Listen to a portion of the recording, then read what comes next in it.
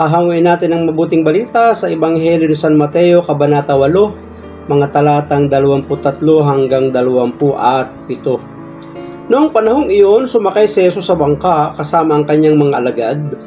Bumugso sa lawa ang isang malakas na unos at halos matabunan ng mga alon ang bangka. Ngunit natutulog noon si Jesus kaya't nilapitan siya ng mga alagad at ginising. "Panginoon, tulungan ninyo kami," sabi nila. "Lulubog tayo." At sinabi niya sa kanila, "Ano't kayo'y natatakot? Napakaliit naman ang pananalig ninyo." Bumangon siya, sinaway ang hangin at ang dagat, at tumahimik ang mga ito. Namangha silang lahat at ang sabi, "Anong tao ito? Kahit ang hangin at ang dagat ay tumatalima sa kanya." Pagpalain po ng Diyos ang pagkabasa ng kanyang mabuting balita. Ano't kayo'y natatakot? Napakaliit naman ng pananalig ninyo. Siguro kahit ang mga mahuhusay at magagaling na mga mandaragat, kapag ang barko'y papalubog na, kinakabahan at ninervyusin at matatakot din naman talaga. Parang yung mga alagad ng mga panahon na yun, mga ekspertong mga mangingisda sila eh. Kaya't sila'y natakot sapagkat halos na natatabunan ng alon ang kanilang bangkang sinasakyan. Ngunit ang kanilang kasama na si Jesus, ang ating Panginoong Yesus, ay natutulog lamang na nakahilig sa isang unan. Kaya't nilapitan nila at humingi sila ng saklolo at tulong. Sa atin din pong buhay, marami tayong mga bangkang sinasakyan na ang dulot sa atin ay mga takot, mga pagsubok, problema, suliranin, hinahampas ang ating buhay. Ang dapat natin pong gawin, hingian natin ng tulong ang makakatulong sa atin. Walang iba kundi ang ating Panginoong Hesus. Paano nga natin mapagtatagumpayan ang takot? Una, kailangan nating alamin o kilalanin ang ating kinatatakutan.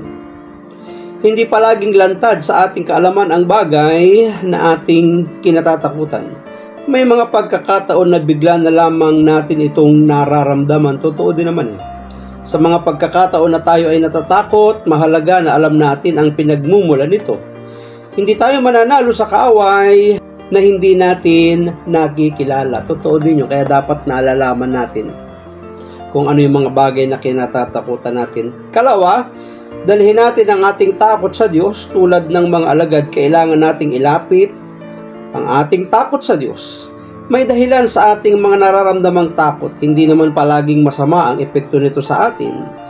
Dahil sa takot, mas nagiging maingat tayo sa ating mga pagkilos. Totoo din naman. Dahil sa takot na maaksidente sa isang daan, nagiging maingat tayo sa pagmamaneho ng sasakyan. Sa takot na magkasakit, nagiging maingat tayo sa ating mga kinakain. Totoo din.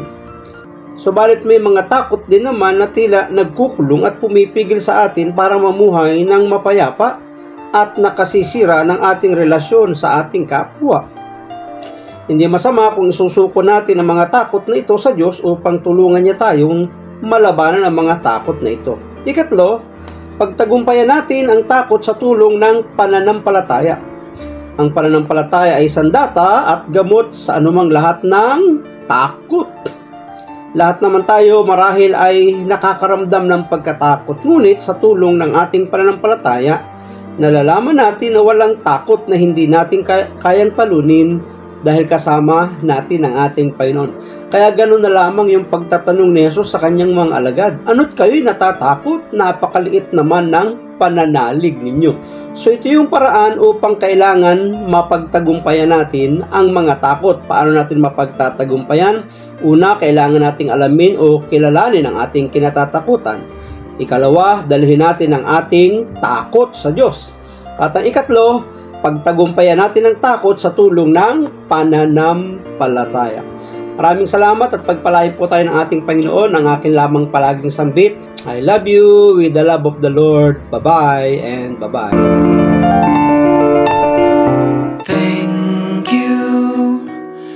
Thank you for your smile.